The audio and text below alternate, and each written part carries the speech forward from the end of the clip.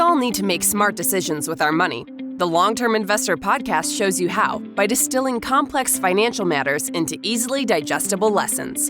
And now, here's your host, Chief Investment Officer at PlanCorp and the author of Making Money Simple, Peter Lazaroff. Welcome to the Long-Term Investor. This week, I am going to play an interview that I did on my friend Adam Cmejla's podcast, 2020 Money. And the topic that we started with was opportunity zones, basically thinking through the tax impacts and trade-offs of whether that's a good investment idea for somebody who's looking to defer a large capital gain. But the conversation really evolves over time just into how to make investment decisions in general. So I think you're going to really enjoy this conversation. And because we're talking so much about how I think about investing within the conversation, I do want to point out that at the top of the episode, there is a link to a PDF where you can learn exactly how it is that I invest my own money. You can also go to howpeterinvest.com to find that information. But I am really excited to share this conversation with you, so let's not waste any more time. Here is my conversation with Adam Cmejla. Welcome back to another episode of 2020 Money. Joining me back on the show today is the Chief Investment Officer of PlanCorp, host of the Long-Term Investor podcast, author of Making Money Simple, and most importantly, my friend, Peter Lazaroff. Peter, good to see you again. Adam, thanks for having me again. You got another project in the works too, don't you? You've been busy. Yes, I just turned in the manuscript for my next book, which will be called The Perfect Portfolio. And it's really just my take on a lot of the investment classics. I know that we don't have video, so no one's watching us. I mean, I can see you, but I got all these books behind me. And when people ask me for an investment book recommendation, I feel like I'm always giving them 3 or 4 books, and they're all 400 or 500 pages long. It's all Ben Graham's. It's just copies of Ben Graham's book, that's right? Yeah.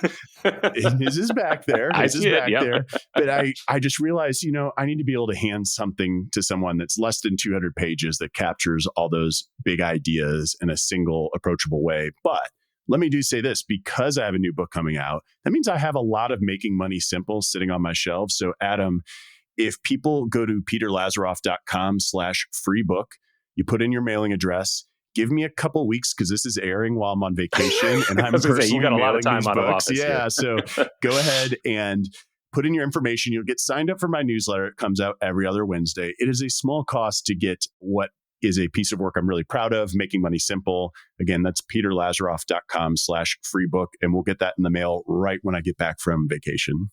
Just to be clear, I said out of office. It is a mixture of both personal and business. You got a lot on the docket here over the next couple of months. So yeah, I'm going to touch all of the states. You might forget what the inside of your house looks like by the time you get back. That's true. I wish I could travel with my pillow. That's the thing I'm going to miss the most. But that's an unnecessarily large carry-on. So we'll risk my neck and posture for the next handful of weeks and hope that all of my information on investing remains intact. Do you have a favorite pillow? Is it like one of those square pillows? I got to know. I can't believe I don't know this about you. So it's a Z pillow. Okay. Like the letter Z. I think I probably bought 4 or 5 pillows before I finally landed on the one that I loved. There's a Tempur-Pedic pillow that I'm okay having, but if my wife tries to steal my pillow, I will wake her up to take it back from her. I'm like, I'll buy you one of these pillows. I have no issue whatsoever buying a pillow, that same pillow for everybody. It's not that nice. I mean, it was a couple $100s, but if somebody else is trying to use it, they will feel something come out from underneath them while they're sleeping. I need it to go to sleep. So yeah. See, if I could travel, or if I could bring something with me to travel, it's even more non-pragmatic, if that's the way to say it. I would love to, if there was a travel version of 8 Sleep.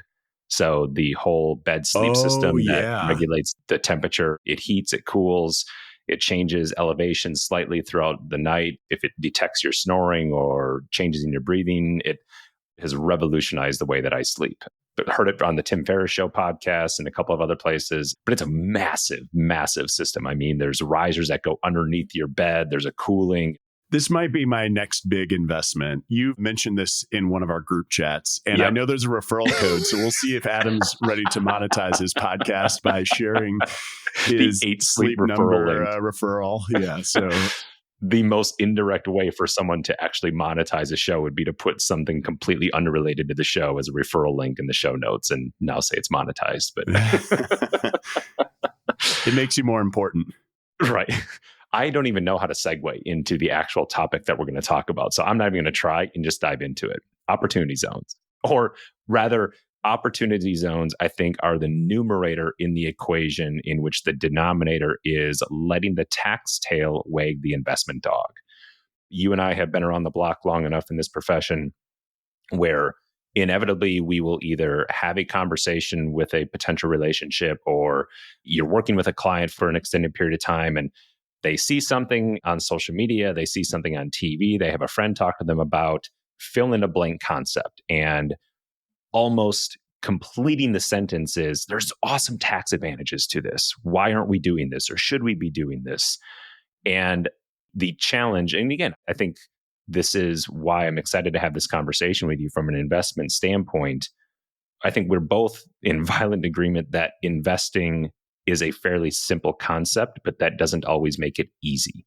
And one of the things that can make it difficult is being distracted and getting outside the comfort zone and letting the tax tail wag the investment dog. And so I wanted to use opportunity zones as the kickoff point for our conversation. We'll just kind of see where it goes as we talk about this concept of reconciling prudent investment decisions with the tax benefits that come along with that. So let's just start giving the basic kind of high level 30,000 foot view of what is an opportunity zone, and then we'll go from there. Well, I like the way you teed that up, because opportunity zones, when they were first created in 2017, it was part of the Tax Cuts and Jobs Act. It was designed to incentivize investment in these kind of economically distressed communities, but it created a lot of buzz for people who were selling a valuable piece of real estate or selling a business. Adam, I know you work exclusively with optometrists. And so I'm picturing you're an optometrist, you've built your practice over the last few decades, you get approached by a private equity group interested in buying your practice, and you decide you're going to sell and you have a capital gain of, say, $3 million. And so that's going to be a big tax bill. And when you're doing a financial plan and you're thinking, man, even if I sold it for, I don't know, $5 million and the gain is $3 million, it doesn't feel like you really got all the money that you earned over the time building up that practice. And so what you can do is you can put that $3 million capital gain into a qualified opportunity fund. So basically, you're going to defer paying $3 million on the taxes currently until December 31st, 2026. And then if you continue to hold this fund for 10 years, you can make any appreciation in that opportunity zone fund go away. If you only hold it for 5 years, you get a little bit of a step up in basis. But here's the thing, you're basically trying to defer the capital gain, and there's some value in that, but you owe taxes on that capital gain no matter what. Eventually, right? Yes, at the end of 2026. Now, the One Big Beautiful Bill Act, or as I'm going to try to get it to catch on, the ABA, or the OBA. OBA. I wish there were two O's so we could go OBA. That has changed some of the rules, and we can get into those nuances. But basically, high level, I'll just kind of repeat back even simpler. You defer your capital gains by investing into these opportunity zones. They're typically economically distressed. It's trying to create incentives for people to put money in areas that could benefit from a capital infusion. If you hold on to that investment for 5 years, you're going to get a partial step up in basis. And so like that $3 million capital gain you put in, you'll get a partial step up in basis. So any of the gains happening in that fund are minimized. And then if you hold it for 10 years, you're not going to own any gains on the appreciation. Of course, this assumes that there is appreciation in that fund. So let's pause there, see where you want to take us. No, you teed it up perfectly. Again, we're teeing each other up here. This is great. It's almost like we like golf. Because that's what I really want to draw out in this. You still owe taxes on the original gain that gave you the principal to be able to put into this opportunity zone. I just want to clarify that because I feel like that's where maybe this can get lost in the weeds, where people think, oh, use the opportunity zone as a way to offset the gains on the sale of the business. To your example, on the $5 million gross, $3 million net of selling my optometry practice, the tax man is still going to cometh. You still will end up paying taxes on that. To your point, we're just hoping that if there is any gain in this opportunity zone, that it's either partially or totally tax-free. To your point, the huge asterisk there is if there is a gain. Before we dive into that a little bit, My thought on this is, okay, why would somebody do this? If we know that we're eventually going to have to pay the gain, we're assuming that part of the plan here is, all right, there's a chance that potentially long-term capital gains rates are lower than what they are right now. With history as our guide, I think we could say that the chances of them being lower, I mean, we just had a huge piece of tax legislation come through, 800 some pages long, which was in large part the permanency and extension of a lot of Tax Cuts and Jobs Act. Nowhere in that legislation were long-term capital gains rates even discussed at being lowered. So it didn't happen with this administration and this Congress. I can't even really think of the combination of legislative actions that would cause capital gains rates to be even lower than what they are right now. So if we take that off the table, what are some of the other reasons that people would do this? Because again, you're going to pay the taxes eventually. What's the other angle that people are thinking? It's a really good question. I think anytime someone feels that they've found a loophole, everyone wants to get rich quick and find the easy button. And I do think that there's this idea that the quote rich have access to loopholes like the mega rich, like the 0.1%, the people on the Forbes 100 list or Fortune 100 list, whatever it is. They feel like there's access and they know all the tricks of the trade. I think with something like opportunity zones, you have to be overweight liquidity to have it make sense. And let me explain a little bit more of what that means.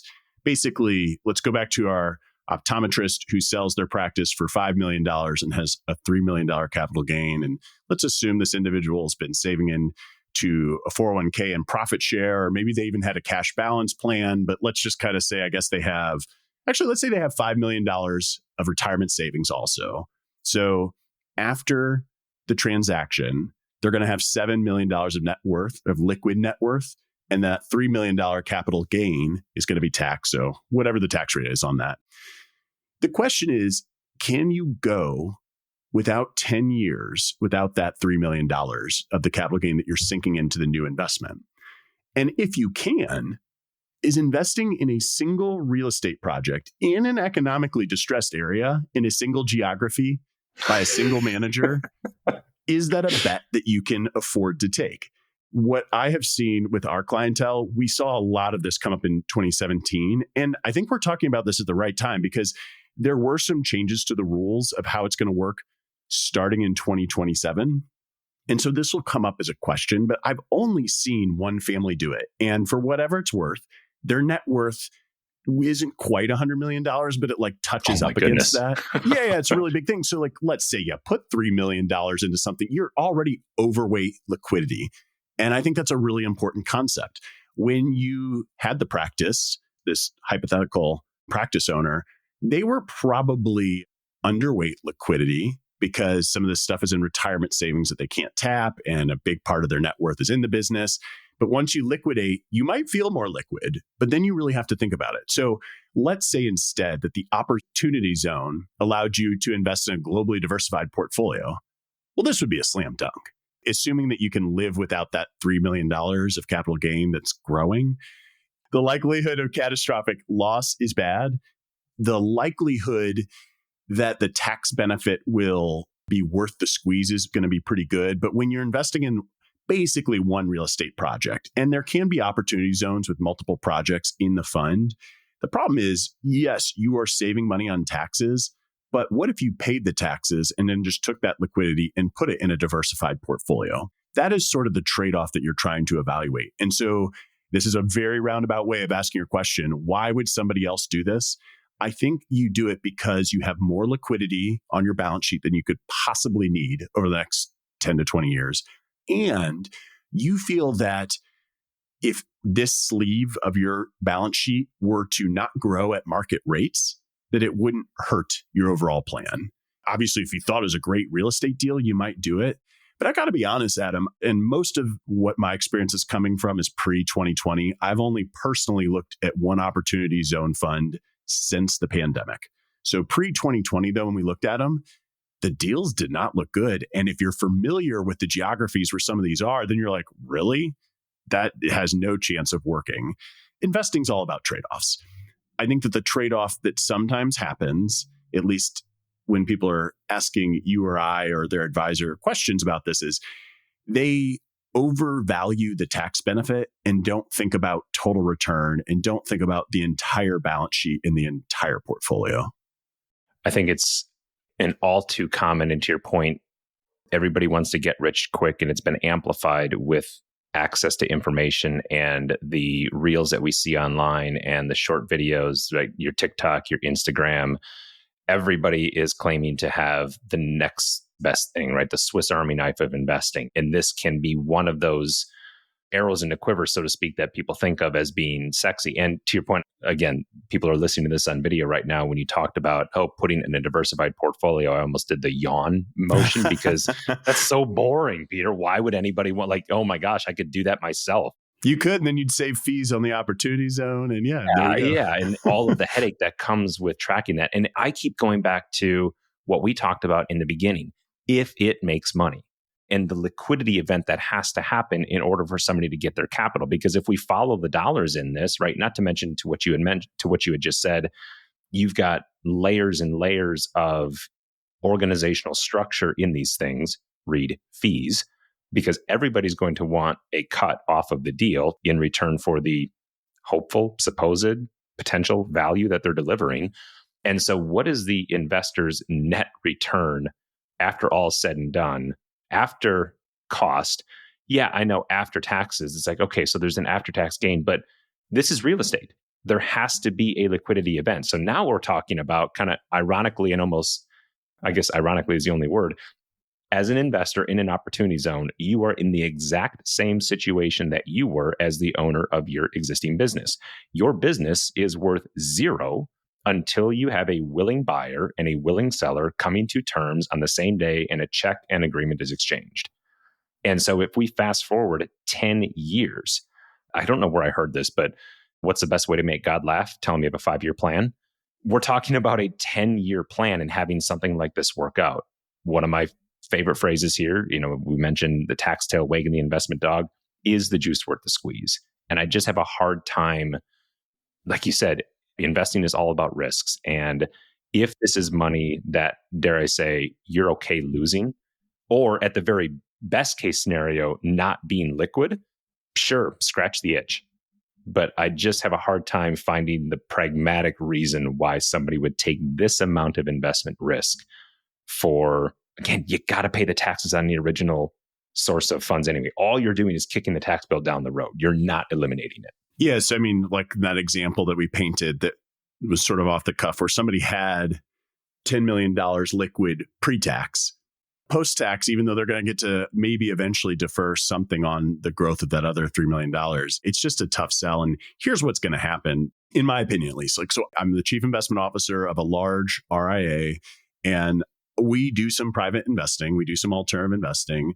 I will tell you that what's really important, I think this is worth calling out, the why is super important, and it differs from client to client.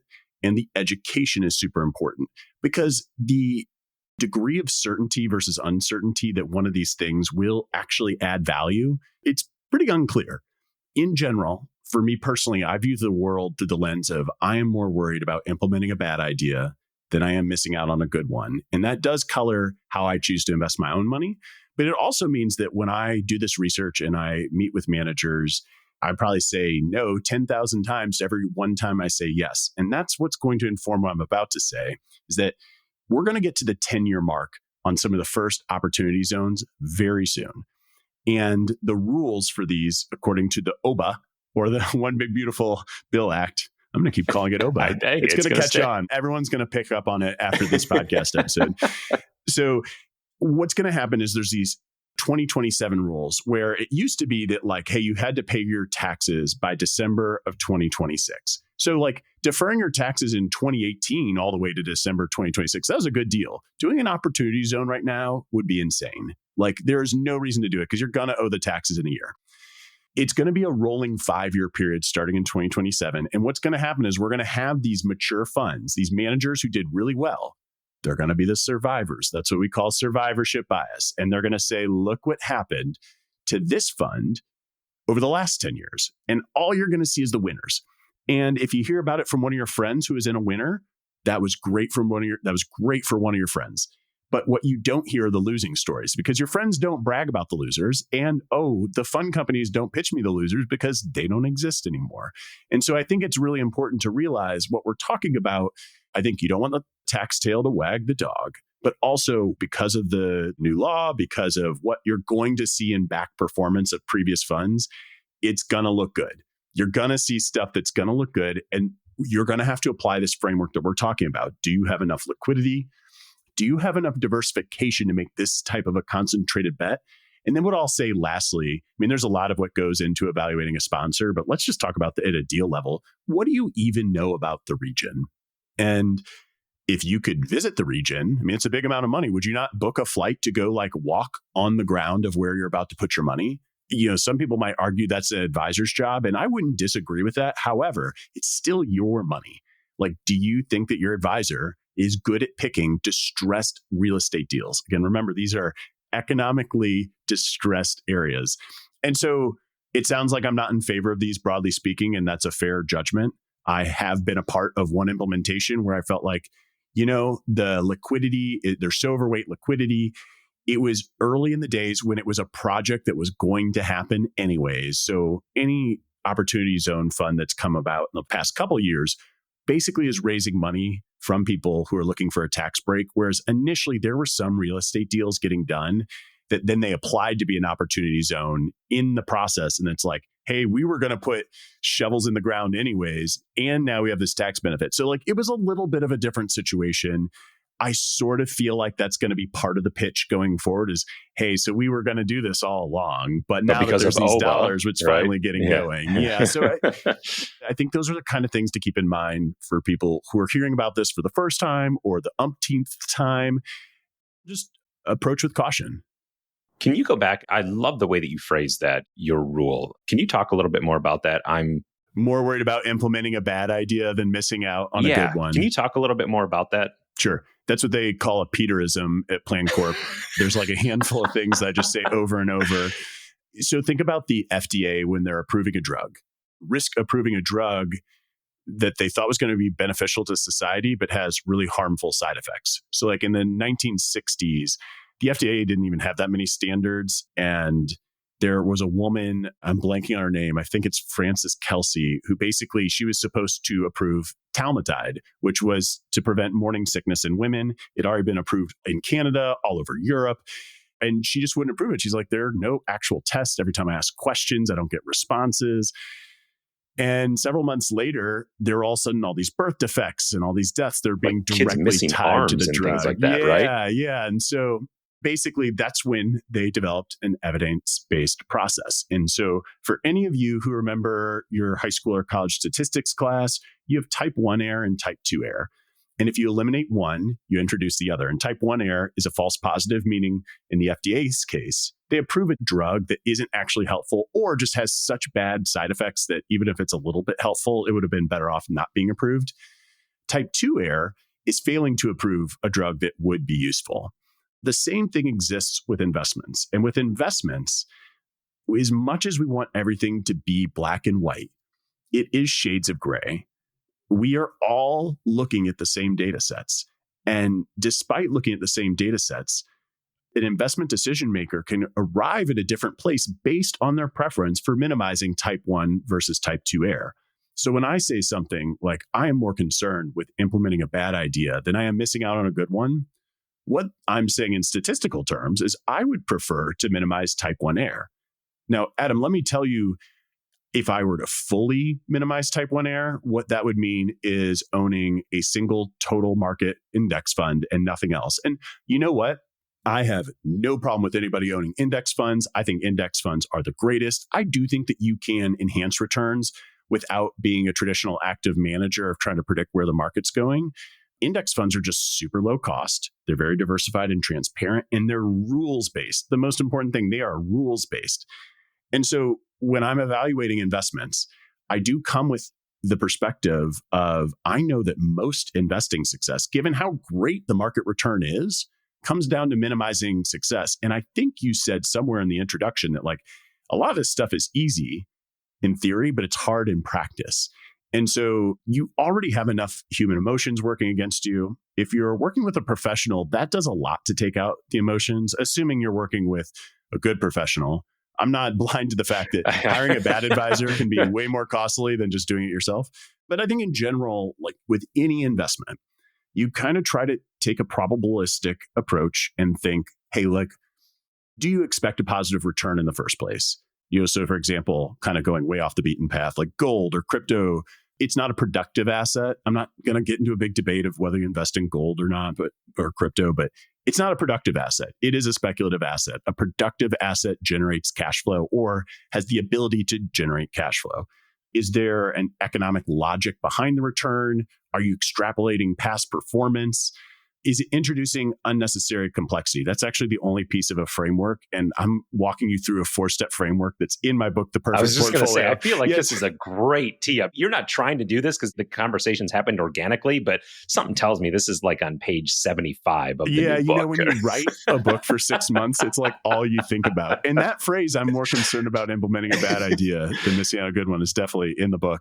But it kind of like going through a framework of evaluating these things. And I think one of the things that I get penalized for, and Adam, I know that you do too, like just because your investment philosophy looks boring on paper doesn't mean that it is boring in how we arrived at the answer. It doesn't mean that complex is better.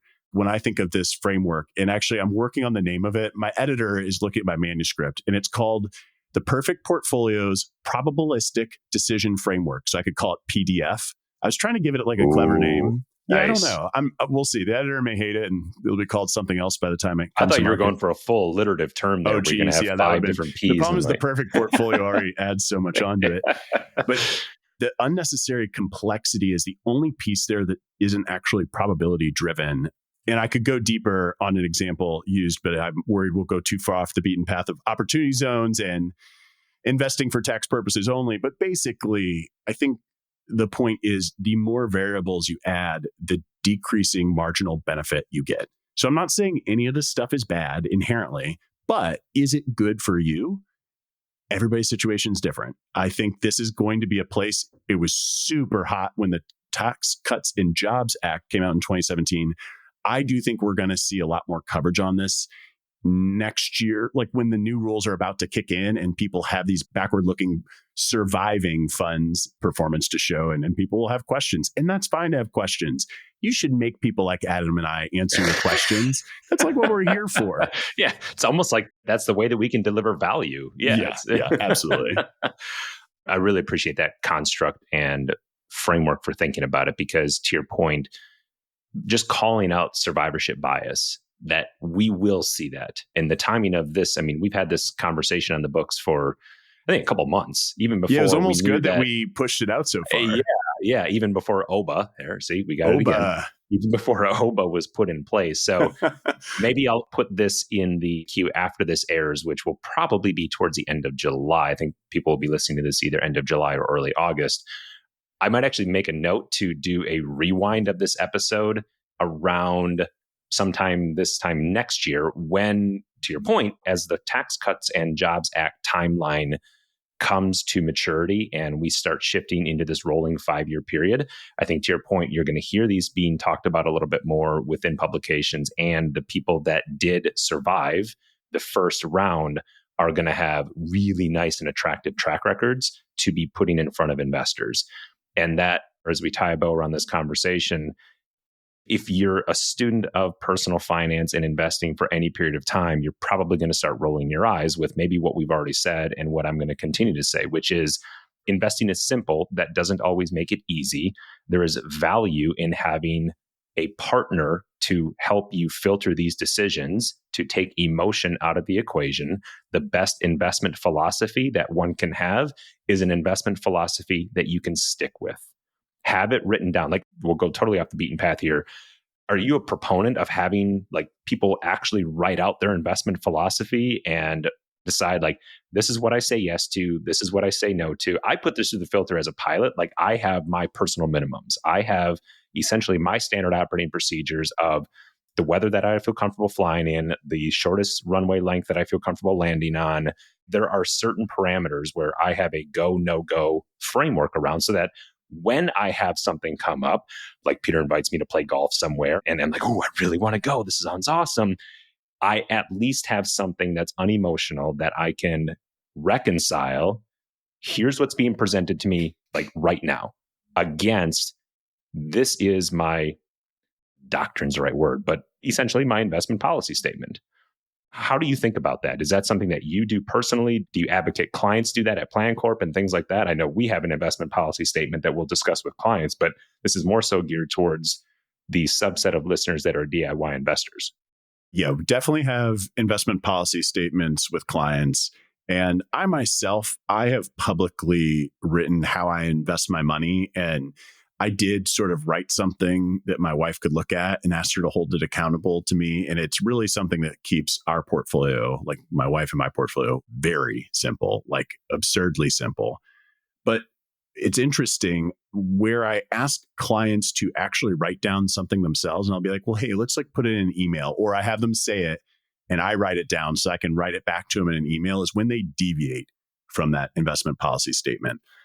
I was actually at one of our institutional clients this morning, a large endowment of a school here in town. And one of the people was asking us to do something kind of more in the alternative space. And we were having this conversation about, I can't really make our clients write things down themselves. One, because I'm not an advisor, so I don't really have any clients, and I think the advisors would kill me if I tried to do that.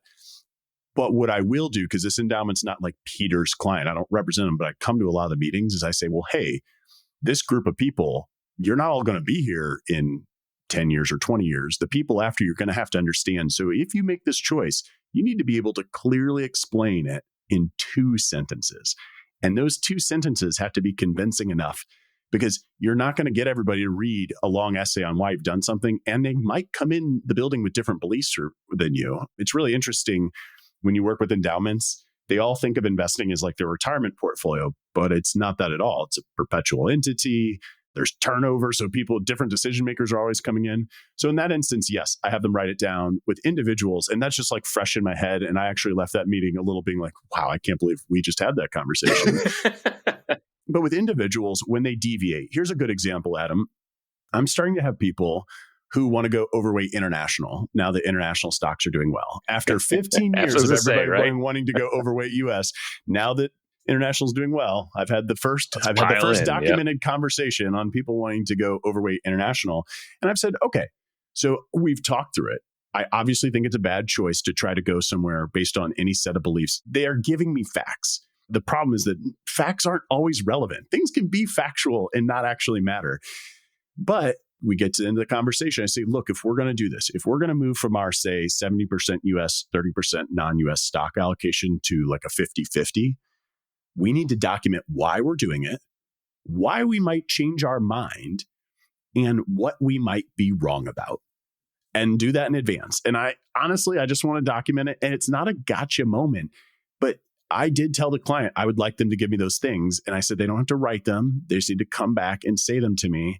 You know, it's their money, but my job is to be a good steward and show them the path and make them think through these things. I think the how I might be wrong is one of the most important questions, because most of us, you and I included, Adam, well, not most of us, all of us, we don't know what we don't know.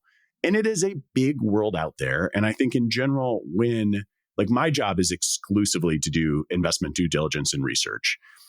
And I feel like there's so much I don't know. But I got to tell you, I must know more than our clients about all these issues. Like it would be unreasonable for a client to think that their blind spots are smaller than mine. I'm not saying I don't have them. I obviously have them. Everybody has them in different areas, including their own profession. And so that's really where it kind of comes down to a decision-making framework. And then the thinking of like, how might I be wrong? What would make me change my mind? Part of the reason you do that is, let's say you overweight international and the returns pan out that you're right.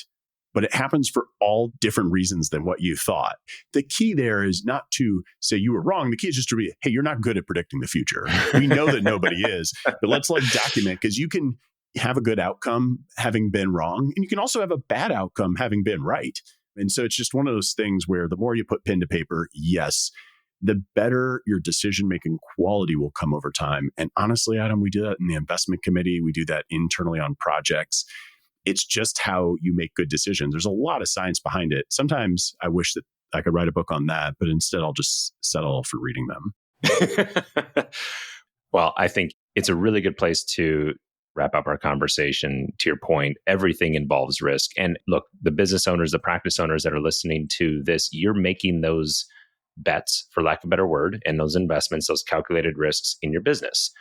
We don't know whether implementing a dry eye protocol and specialty in your practice is going to work out. We don't know whether or to what extent it's going to work out, or if you decide to really lean into myopia control in your practice without a tested method to make that work. We don't know if that's going to work out. We take the data set of available information that we have, we put it through a filter, we make an educated and informed decision. I don't want to say we plan for the best, prepare for the worst, but essentially you have to know the spectrum of outcomes as best we can with every decision, including, I really like the way that you frame that. How might I be wrong? Well, I think there's like, how might I be wrong? And like what could I be wrong about is the real phrasing. But like, then there's like, what don't I know about? Like, what are other things I might not know? Arguing against yourself is a really healthy thing to do because social media isn't going to do it for you. Whatever newspaper you prefer or news network, they're just going to feed you what you already believe. So like, argue with yourself. Like our investment committee, there was this infamous portfolio change. We have 4 voting members. We actually have like 12 members, but only 4 of whom who vote. And I intentionally do not have a super vote. Again, I'm really into like decision-making science. And when you're making group decisions, it's best not to have a super vote. But we were 2-2 on an issue for a long time. And we had to red team, blue team it, where you had to basically make the opposing case to the people across the room who already believed in it. And like you had to argue with yourself. It's the only way to really open up your mind and figure out like the different angles of the decision that you're making. And like we've gone like clearly on a big rabbit hole. I think like we've walked through something like opportunity zones at a pretty high level, but it also gives you a sense of how you might approach that or any other decision.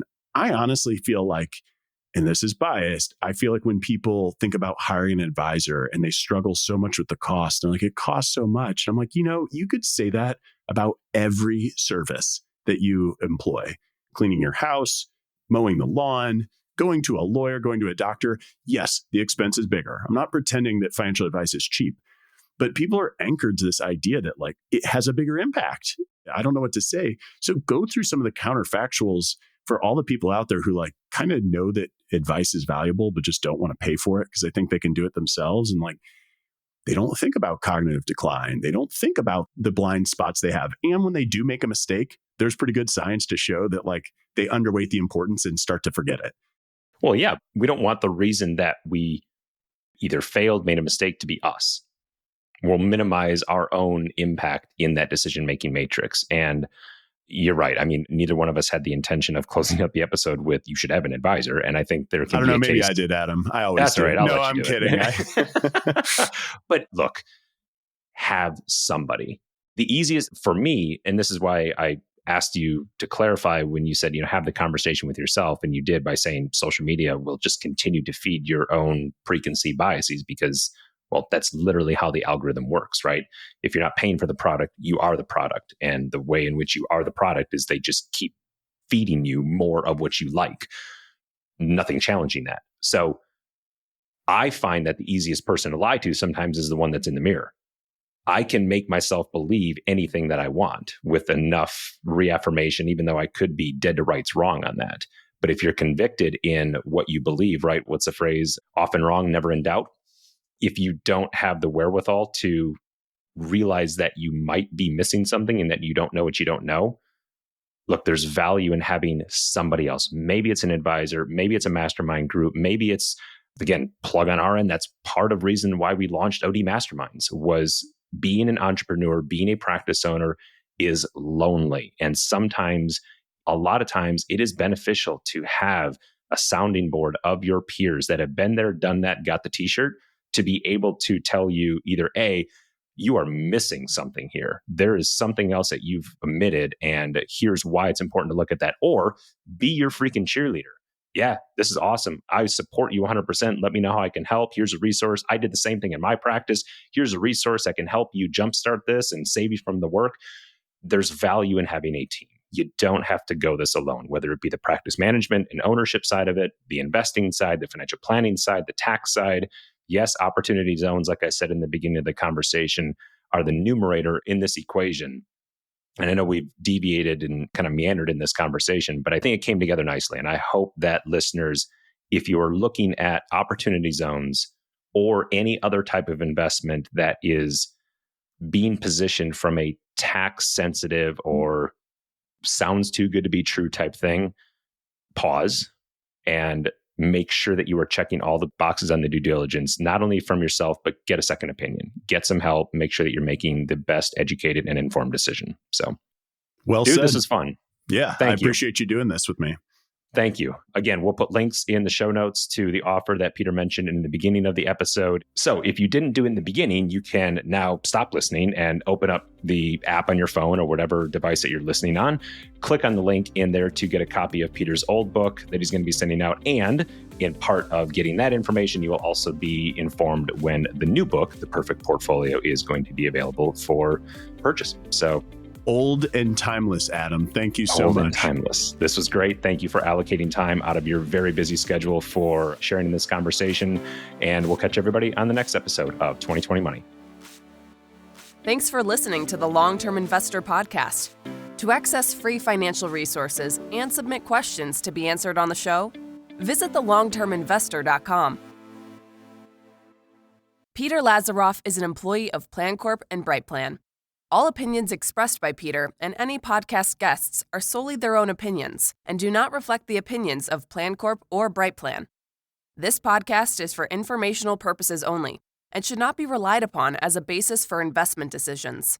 Clients of PlanCorp and BrightPlan may maintain positions in the securities discussed in this podcast.